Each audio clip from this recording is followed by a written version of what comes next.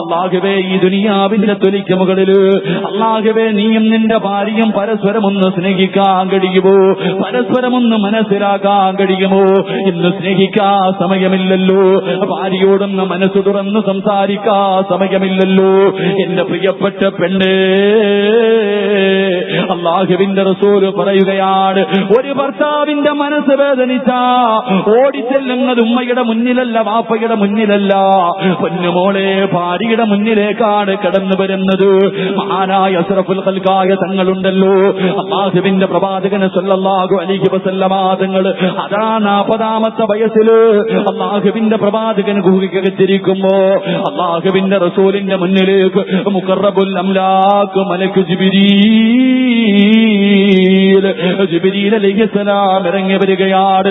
അല്ലാഹുവിന്റെ പ്രവാചകന്റെ ചാരത്ത് വന്നിട്ട് അവിടെ ഓതിക്കൊടുക്കുന്നു, നബിയേ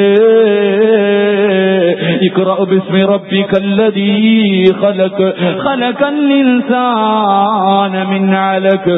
അല്ലാഹുവിന്റെ പരിശുദ്ധമായ ഖുർആനിന്റെ 1ാമത്തെ വാചകം പറഞ്ഞു കൊടുക്കുകയാ. അല്ലാഹുവിന്റെ റസൂല് പേടിച്ച് വരണ്ടുകൊണ്ട് അവിടെ പറയുന്നു, എനിക്കോതാനറിയില്ല, എനിക്കോതാനറിയില്ല. ജിബ്രീൽ കെട്ടിപ്പിടിക്കുകയാണ്, പ്രവാചകന്റെ ശരീരം വേദനിക്കുകയാണ്. അല്ലാഹുവേ ആ മലയുടെ മുകളിൽ നിന്ന് പേടിച്ച് വിറച്ചുകൊണ്ട് അല്ലാഹുവിന്റെ റസൂൽ ഓടി വന്നത് എവിടേക്കെന്നറിയുമോ? അല്ലാഹുവിന്റെ റസൂൽ ഓടി വന്നത് എവിടേക്കെന്നറിയുമോ? തന്റെ പ്രിയപ്പെട്ട ഭാര്യയായ ഖദീജ ബീബി റളിയല്ലാഹു തആല അൻഹ, തന്റെ പ്രിയപ്പെട്ട ഭാര്യയായ ഖദീജ ബീബി റളിയല്ലാഹു തആല അൻഹയുടെ മുന്നിലേക്ക് 40ാമത്തെ വയസ്സിൽ അല്ലാഹുവിന്റെ റസൂൽ ഓടി വരികയാണ്. അല്ലാഹുവിന്റെ റസൂൽ ഓടി വന്നിട്ട് ഖദീജ ബീബി റളിയല്ലാഹു തആല അൻഹയുടെ മടിയിൽ കിടന്നിട്ട് അവിടെ നിന്ന് പറയുന്നു, സമ്മിലൂനി യാ ഖദീജ, എന്നെ ഒന്ന് പുതപ്പിക്ക് ഖദീജ, എന്നെ ഒന്ന് പുതപ്പിക്ക് ഖദീജ. പാതിരാത്രി ഒരുമിച്ച് കൂടിയ പെണ്ണ്, നിന്റെ ഒരു പുഞ്ചിരി മതി പൊന്നുമോള്.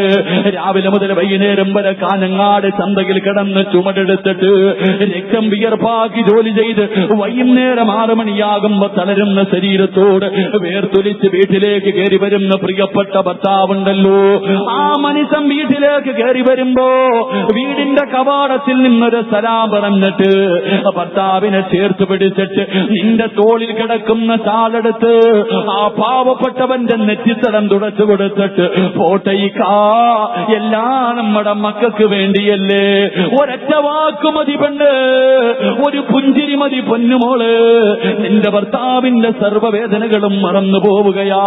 ആ മനുഷ്യന്റെ മനസ്സിലേക്ക് സമാധാനം കടന്നു വരികയാ. അല്ലാഹുവിന്റെ പ്രവാചകർ പ്രിയപ്പെട്ട ഭാര്യയായ ഖദീജ ബീവിയുടെ മടിത്തട്ടിൽ കിടന്നിട്ട് അവിടെ നിന്ന് പറയുന്നു, സമ്മിലൂനി യാ ഖദീജ, എന്നെ ഒന്ന് പുതപ്പിക്ക് ഖദീജ, എന്നെ ഒന്ന് പുതപ്പിക്ക് ഖദീജ. അല്ലാഹുവിന്റെ പ്രവാചകനെ പുതപ്പിച്ചിട്ട് തന്റെ കൈയെടുത്ത് റസൂലുള്ളാഹി തങ്ങളുടെ തലയിലെ മുടിക്കടയിലൂടെ തന്റെ കൈവച്ചിങ്ങനെ തടകിക്കൊണ്ട് ഖദീജ എന്ന് പറയുന്ന പ്രിയപ്പെട്ട ഭാര്യ പറയുന്ന, നബിയേ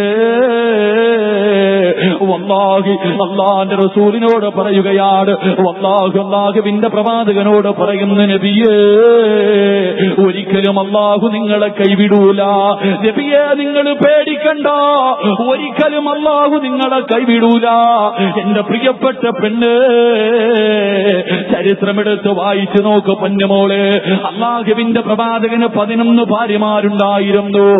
ഏറ്റവും ഇഷ്ടം ആരെയായിരുന്നെന്നറിയുമോ? തന്നെക്കാലം വയസ്സുള്ള ഖദീജ ബീബി റളിയല്ലാഹു തആല അൻഹയെ കുറിച്ച്, ഖദീജ ബീബി വഫാത്തായിട്ട് ഖദീജാനെ കുറിച്ച് പറയുമ്പോ അല്ലാഹുവിന്റെ റസൂലിന്റെ കണ്ണ് നിറയുമായിരുന്നു. തന്റെ മരിച്ചുപോയ ഭാര്യയെ കുറിച്ച് പറയുന്നത് കേട്ടാ പ്രവാചകന്റെ കണ്ണ് നിറയുമായിരുന്നു. ആയിഷ ബീബി ദേഷ്യം വരുമ്പോ എപ്പോഴും ഖദീജ ബീബിയെ കുറിച്ച് പറയുന്നത് കേട്ടപ്പോ ആയിഷ ബീബി ചോദിച്ചു, നബിയേ ഈ കിളവിയോടെന്തേ നബിയേ ഇത്ര സ്നേഹമെന്തേ? പാതിരാത്രി ഒരുമിച്ച് കൂടിയ ചെറുപ്പക്കാരാ, എന്റെ പ്രിയപ്പെട്ട പെണ്ണ്, പൊന്നുമോളെ, നിന്റെ ഭർത്താവിന് നിന്നോട് നിന്നോട് ഈ സ്നേഹമുണ്ടോ? നിന്റെ ഭർത്താവിന് നിന്നോട് ഈ സ്നേഹമുണ്ടോ? ചുമ്മാതെ പറഞ്ഞുകൊണ്ട് നടന്നാ പോരെ പെങ്ങളെ.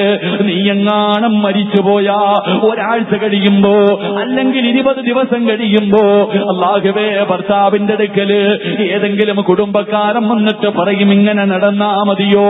മക്കളൊക്കെ ചെറുതല്ലേ, മറ്റൊരു വിവാഹം കഴിച്ചുകൂടെ? ആ സമയത്ത് നിന്റെ ഭർത്താവ് പറയും 40 കഴിയാതെ പെണ്ണ് കെട്ടിയ നാട്ടുകാര് പലതും പറയുമല്ലോ. 40 ആകാതെ എങ്ങനെ ആകട്ടുന്നത്?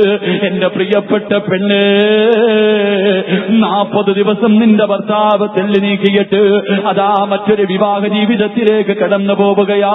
എന്റെ പ്രിയപ്പെട്ട ചെറുപ്പക്കാരാ, നീ മരിച്ചാലും ഇത് തന്നെയാ അവസ്ഥ. നിന്റെ പ്രിയപ്പെട്ട ഭാര്യയുണ്ടല്ലോ, 1 മാസം ഇద్దയിരുന്നടാ, 2ാമത്തെ മാസം എത്തിയപ്പോൾ അവൾക്ക് ഇരുന്നിരുന്ന് ടെൻഷനാട്, സമയം പോകുന്നില്ല. അവൾ പതാ മൊബൈലെടുത്തിട്ട് വാട്സപ്പും ഫേസ്ബുക്കിലും കിടക്കുകയാണ്. 2 മാസം കഴിഞ്ഞു.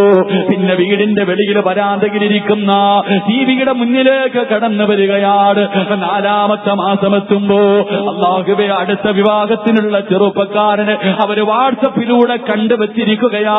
പൊന്നുമോരെ, എന്റെ പ്രിയപ്പെട്ട ചെറുപ്പക്കാരോട്, എന്റെ പ്രിയപ്പെട്ട പെങ്ങളോട്, പൊന്നുമോളെ, നീ ഭരിച്ചാൽ നിന്റെ ഭർത്താവ് നിന്നെ കുറിച്ച് പറയുമ്പോ കണ്ണ് നിറയണം. പൊന്നുമോളെ, നീ മരിച്ച് എത്ര കൊല്ലം കഴിഞ്ഞാൽ നിന്റെ ഭർത്താവ് മറ്റൊരു പെണ്ണ് കെട്ടിയാൽ ആ മനുഷ്യന്റെ മനസ്സിന്റെ ഉള്ളിൽ നിനക്കൊരു സ്ഥാനമുണ്ടോ?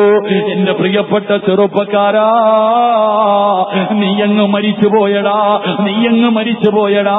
28, 29, 30 വയസ്സുള്ള നിന്റെ ഭാര്യ ചെറുപ്രായത്തിൽ വിധവയായി പോയ പെണ്ണുണ്ടല്ലോ, അവളുടെ ഇദ്ദ കഴിയുമ്പോ അവളുടെ വീട്ടുകാര് വന്നിട്ട് മറ്റൊരു വിവാഹം കഴിക്കാൻ പറയുമ്പോ പൊട്ടിക്കരഞ്ഞുകൊണ്ട് എന്റെ വാപ്പയുടെയും ഉമ്മയുടെയും കയ്യിൽ പിടിച്ചിട്ട് പറയും, ഉമ്മാ നിങ്ങളെങ്ങനെ പറയല്ലേ, എന്റെ ഈ കൈയുടെ സ്ഥാനത്ത് മറ്റൊരാളെ കാണാൻ എന്നെ കൊണ്ട് കഴിയില്ല എന്ന് പറയുന്ന ഒരു ഭാര്യയാണോ ചെറുപ്പക്കാരാ?